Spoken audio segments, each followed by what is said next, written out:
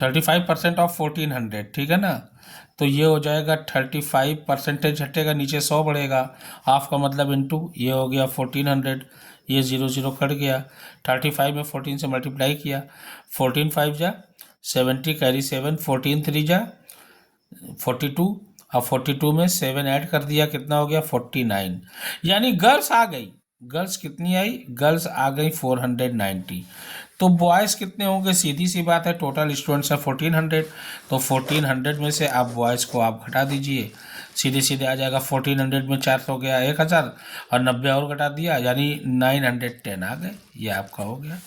Now next अगला अगला question कह रहा है, out of an income of rupees 30,000 Ananya spend rupees 18,000, what percent of her income does she save, percentage income का निकालना है। देखिए देख लीजिए, अनन्या इनकम रुपीज 30, देखो लिखोगे अनन्या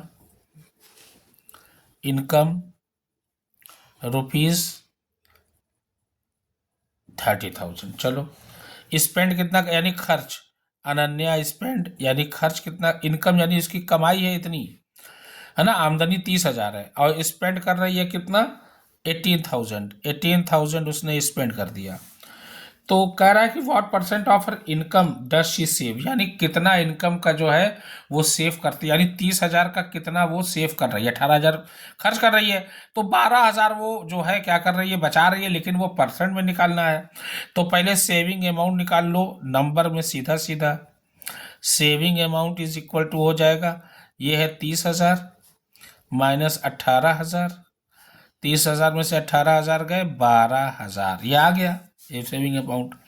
अब क्या पूछा है, यही परसेंटेज पूछा है इनकम पे, ध्यान देना, और सेविंग अमाउंट ये है, तो इनकम सेविंग परसेंटेज पूछा है, ध्यान देना, इनकम पे सेविंग परसेंटेज कितना हो जाएगा, टोटल इनकम कितनी है 30,000, नीचे आराम से लिखिए सेविंग है 12,000, 12,000 यहाँ 100 बगल में लगाना पड़ेगा परसेंट लाने के लिए, 100 से मल्टीप्लाई किया जाता है, ये 3 जीरो इससे कट गया, ये 1 जीरो इससे कट गया, काम खत्म, 3 4 जा 12, 10 4 जा 40% is the answer. Now next अगला, Siya got 110 marks in maths out of 150। अब देखिए, अब सिया जो है कितना पाई है 110 मार्क्स पाई है मैथ में 150 में, मैथ मार्क्स ऑब्टेन्ड कितना पाई है 110 आउट ऑफ 150। चलो उसके बाद 112 marks in Hindi out of 150, Hindi marks obtain 112 out of 150, ठीक है। और उसके बाद जो है the maximum marks of English paper was 100, यानी इंग्लिश का जो पेपर था वो 100 नंबर का था। If she score 75% in all 3 subject, यानी तीनों सब्जेक्ट का उसका 75% आ रहा है, तो how many marks did she score in English, English में कितना स्कोर कर रही है ये हमको पता नहीं है, वही निकालना है। अब देखिए लिखोगे late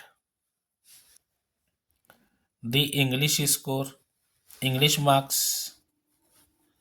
is equal to x out of 100। अब ध्यान देना, अब देखो कितने हो रहे हैं टोटल, ये हो रहा है 222 और प्लस x लिखोगे, ये लिखोगे 222 प्लस x, ध्यान देना कितने में आ रहे हैं, दे 3 और 1 400, ये हो गया 400। अच्छा 75% स्कोर कर रही है, स्कोरिंग परसेंटेज लिखोगे, स्कोरिंग परसेंटेज कितना आ रहा है 75। अब 75% यही इसके बराबर है, क्योंकि इसी पूरे का 75% पा रही है, तो आप लिखोगे 222 प्लस x अपॉन 400, इसी के बराबर 75% आ रहा है। और जब परसेंट हटता है तो नीचे क्या बढ़ता है माय डियर, 100 लग जाता है, ये हो गया 100। अब देखिए इक्वल टू में आमने सामने कट सकता है, ये 0 0 काट दिया, अब ये हो जाएगा 222 plus x is equal to में क्रॉस मल्टीप्लीकेशन 75 और 25 में 4 से मल्टीप्लाई किया 300, ये हो गया।